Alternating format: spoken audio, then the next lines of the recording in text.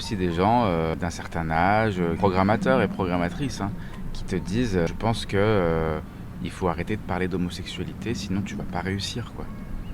Moi, on m'a dit clairement, sors de ton homosexualité si tu veux percer, arrête d'en parler.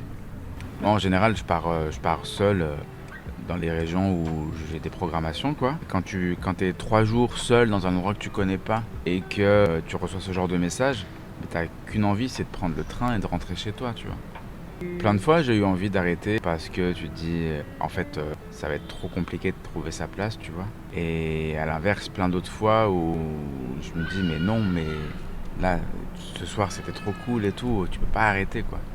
J'ai des soirées un peu références qui se passent très très bien où je me dis, en fait, pense à toutes les soirées qui se sont bien passées. Et en général, ça aide à avancer. Hier soir, je jouais à Saint-Étienne. On était 4 et on se disait que moi je me disais comment les gens ils vont réagir ce soir parce que c'est pas ils ressemblaient pas trop au public avec lequel j'ai l'habitude de performer et tout. À un moment donné, on se fait la réflexion, mais si ça avait été un mec hétéro en fait, est-ce qu'il se serait posé cette question-là de est-ce que ça va marcher parce que j'aborde tel sujet? Non, il y va, il s'en fout. Ouais. Et je ne souhaite pas que ça marche pas pour les autres, tu vois, mais il y va, il s'en fout.